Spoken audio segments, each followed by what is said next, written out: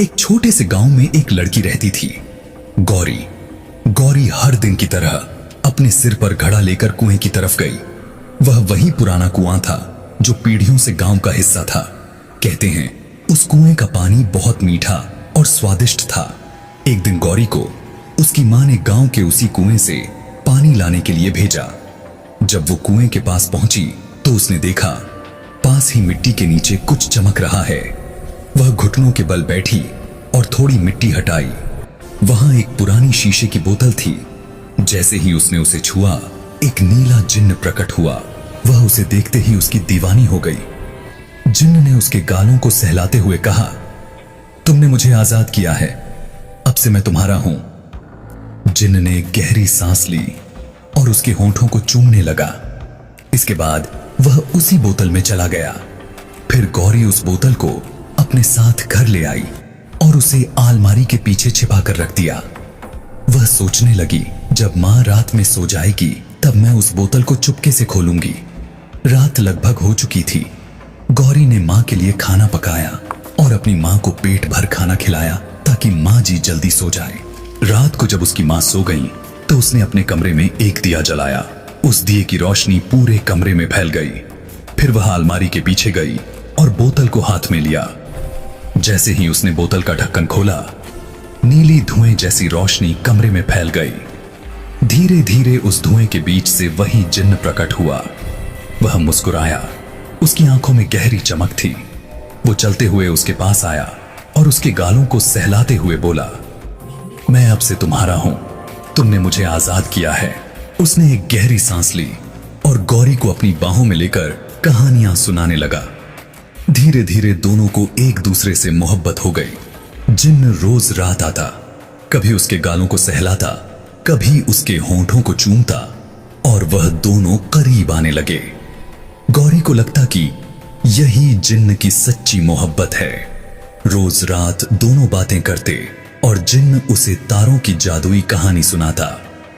धीरे धीरे गौरी उसके और पास आने लगी। एक रात जब जिन्न उसके बेहद करीब था, दोनों एक ही बिस्तर पर थे और उनके बीच की गर्माहट बढ़ती जा रही थी। तभी उसकी मां नींद से अचानक उठी। उनका ध्यान गौरी के कमरे की ओर गया। वो सोचने लगी कि गौरी क्या कर रही है। वो उठी और उसके कमरे की ओर बढ़ी। खिड़की से हल्की रोशनी झांक रही थी। वो खिड़की के पास गईं और देखा गौरी कमरे में जिन्न के साथ मदहोश हो रही थी। इतना देखते ही उसकी मां वहीं खिड़की के पास छिप गई। जिस तरह जिन्न उसे चूम रहा था और बाहों में भर रहा था, यह देखकर उसकी मां हैरान रह गई। उसी पल कुछ अजीब हुआ। सावित्री देवी की आंखें उस जिन्न पर टिक गईं। रात का पूरा दृश्य उन्होंने देखा। अगले दिन जब गौरी घर से बाहर गई तो सावित्री देवी ने घर के सारे दरवाजे और खिड़कियां बंद कर दी और उस बोतल को ढूंढने लगी।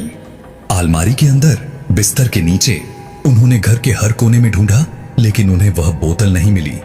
तभी अचानक उनकी नजर अलमारी के पीछे पड़ी। वहां एक चमकती हुई बोतल थी। उन्होंने बोतल उठाई और उसका ढक्कन खोला। तभी बोतल से वही नीली रोशनी चारों तरफ फैल गई। अब सावित्री देवी भी उस जिन्न को महसूस करने लगी। वो बोली, तुम कौन हो जो पूरी रात मेरी बेटी के साथ रहते हो? जिन्न बोला, मैं एक जिन्न हूं, इच्छाएं पूरी करता हूं। तुम्हारी बेटी ने मुझे आजाद किया है। सावित्री देवी बोली, अच्छा, तो तुम इच्छाएं पूरी करते हो, तो मेरी भी एक इच्छा तुम्हें पूरी करनी होगी। जिन्न ने कहा, कैसी इच्छा? इतना सुनकर सावित्री देवी उसके पास आईं। उसके गालों को अपने दोनों हाथों से सहलाते हुए उसके होंठों को चूमने लगीं। दोनों एक दूसरे में मदहोश हो गए। वो जादू था या मोह, किसी को नहीं पता।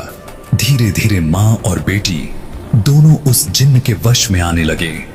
गौरी को लगता जिन्न सिर्फ उसका है, पर मां को लगता वही उसकी सच्ची मुक्ति है। एक दिन जब गौरी घर से बाहर गई तब मां ने फिर से उस बोतल को उठाया और दरवाजे बंद कर दिए, लेकिन जल्दबाजी में वह खिड़की बंद करना भूल गईं। उधर गौरी जब अपना काम खत्म करके घर लौट रही थी, वह लगभग घर पहुंचने ही वाली थी। इधर सावित्री देवी उस जिन्न के साथ मदहोश हो रही थीं। गौरी जब घर के दरवाजे पर पहुंची तो उसने देखा दरवाजा अंदर से बंद है। तभी उसका ध्यान खिड़की पर गया। वो मां को पुकारने के लिए खिड़की के पास गई, लेकिन जैसे ही उसने अंदर देखा, उसकी आंखें फटी की फटी रह गईं और मुंह खुला का खुला रह गया। डियर सब्सक्राइबर, आखिर गौरी ने ऐसा क्या देखा जो उसकी आंखें फटी की फटी रह गईं? कमेंट में अपनी राय जरूर दे। और हाँ, कहानी में आगे क्या होगा यह देखने के लिए चैनल को सब्सक्राइब करके रखें, क्योंकि असली खेल अभी बाकी है। जल्द ही मिलते हैं अगली वीडियो के साथ।